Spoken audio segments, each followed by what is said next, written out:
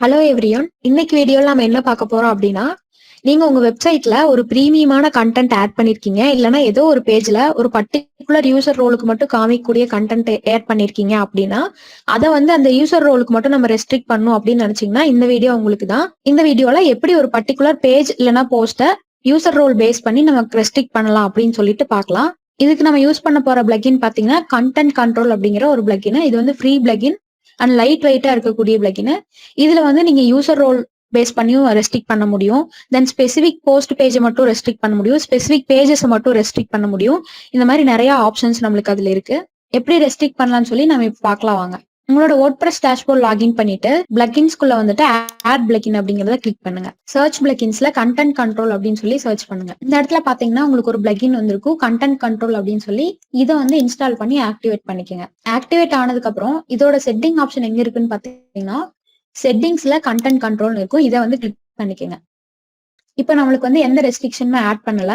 இங்க மேல பாத்தீங்கன்னா ஆட் ரெஸ்ட்ரிக்ஷன் இருக்கும். அதை வந்து கிளிக் பண்ணிட்டு இந்த இடத்துல அந்த ரெஸ்ட்ரிக்ஷனுக்கு ஒரு லேபிள் வந்து கொடுத்துருங்க. இது வந்து உங்களோட ஐடென்டிபிகேஷனுக்காக தான்.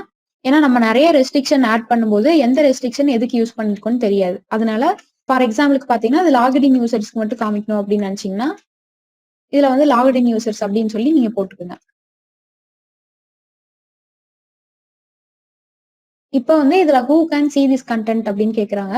இதை வந்து லாக் அவுட் யூசர்ஸ் பார்க்கணுமா லாகின் யூசர்ஸ் பார்க்கணுமா அப்படின்னு கேக்குறாங்க.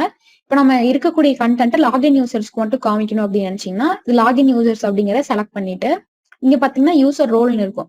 அதுல எனி அப்படின்னு இருக்கும். இதை வந்து கிளிக் பண்ணிக்கோங்க.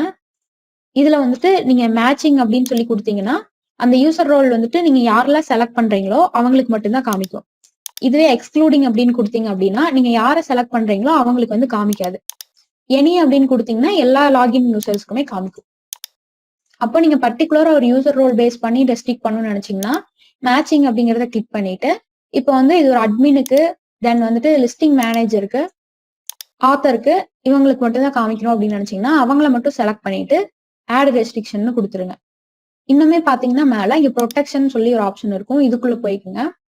இதுல வந்து நீங்க எப்படி உங்க கண்டென்ட்டை ப்ரொடெக்ட் பண்றீங்க அப்படின்னு சொல்லி கேக்குது. சப்போஸ் நீங்க வந்து அந்த பேஜுக்குள்ள அவங்க வந்தாங்கன்னா அவங்க வந்து ரீடைரக்ட் வேணாலும் பண்ணி விட்டுறலாம். இல்லைன்னா அந்த மெசேஜ் மாதிரி நீங்க கொடுத்துடலாம். இல்லைன்னா ரீப்ளேஸ் பண்ணிக்கலாம் அந்த கண்டென்ட்டை.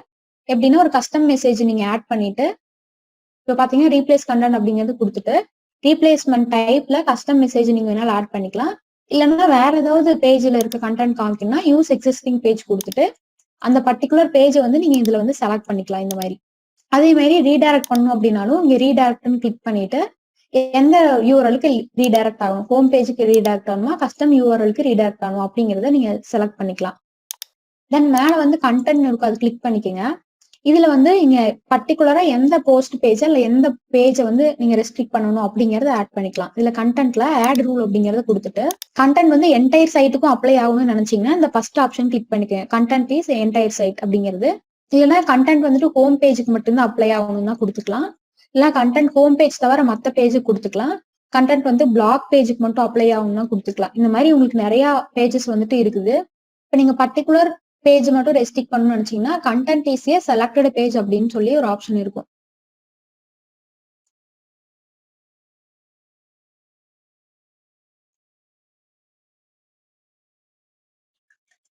இல்லைன்னா இந்த மாதிரி சர்ச் பண்ணுங்க. இது பாத்தீங்கன்னா இதுல கண்டென்ட் இஸ் ஏ செலக்டட் பேஜ்னு இருக்கு.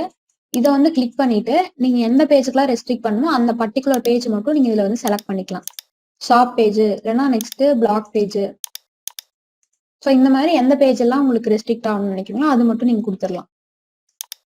இதுவே நீங்க போஸ்ட் பேஜுக்கு பண்ணணும் அப்படின்னு நினைச்சீங்கன்னா அகைன் வந்துட்டு பேஜுக்கும் பண்ணும் போஸ்ட்டுக்கும் பண்ணும் அப்படின்னு நினைச்சீங்கன்னா மறுபடியும் இங்க ஆட் ரூல் இருக்கும். அது வந்து கிளிக் பண்ணிட்டு இந்த இஃப் அப்படிங்கிற இடத்துல அகைன் வந்து செலக்டட்னு சொல்லி சர்ச் பண்ணுங்க. இப்போ பாத்தீங்கன்னா content is a selected post அப்படின்னு இருக்கும். இதை வந்து கிளிக் பண்ணிட்டு எந்த போஸ்ட்டுக்கு மட்டும் உங்களுக்கு ரெஸ்ட்ரிக்ட் பண்ணணும்னு நினைக்கிறீங்களோ அந்த போஸ்ட் மட்டும் செலக்ட் பண்ணிடுங்க. இந்த மாதிரி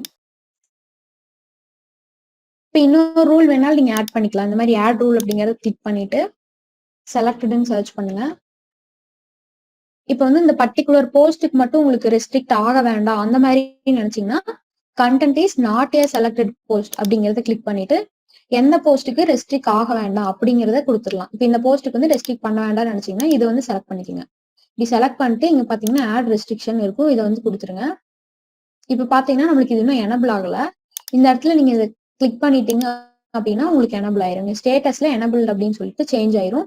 இதுல வந்து எந்தெந்த ரோலுக்கெல்லாம் நீங்க ரெஸ்ட்ரிக்ட் பண்ணிருக்கீங்க, யாருக்கு லாகின் யூசர்ஸ்க்கா லாக் அவுட் யூசர்ஸ்க்கா யாருக்கு ரெஸ்ட்ரிக்ட் பண்ணிருக்கீங்க, இந்த மாதிரி எல்லாமே வந்துடும். சப்போஸ் நீங்க எடிட் பண்ணணும் அப்படின்னாலும் அகைன் இந்த எடிட் ஆப்ஷன் கொடுத்துட்டு நீங்க எடிட் பண்ணிக்க முடியும். இந்த மாதிரி வெப்சைட் க்ரியேட் பண்ணுறது ரொம்ப சிம்பிள். 2025ல் வெப்சைட்டுங்கிறது வந்து மஸ்ட்டு. எல்லா பிஸ்னஸும் கண்டிப்பாக வெப்சைட் வச்சுருக்கணும். ஃப்ரீலான்சருக்கான ஸ்கோப் ரொம்ப ஜாஸ்தியாக இருக்குது. வேர்ட் ப்ரெஸ் டெவலப்பர் வேணும் அப்படின்னு சொல்லி நிறையா பிஸ்னஸ் ஹையர் பண்ண ஆரம்பிக்கிறாங்க. ஸோ வேர்ட் ப்ரெஸ்ஸை டீட்டெயிலாக கற்றுக்கிட்டு உங்கள் கெரியரை குயிக்காக ஸ்டார்ட் பண்ணணும் அப்படின்னா டிஸ்கிரிப்ஷனில் இருக்கக்கூடிய எங்கள் வெபினார் அட்டென்ட் பண்ணி எங்கள் கோர்ஸ் ஜாயின் பண்ணுங்கள். See you inside the course. Like பண்ணுங்கள், ஷேர் பண்ணுங்கள், சப்ஸ்கிரைப் பண்ணுங்கள். Stay tuned with Tech Live.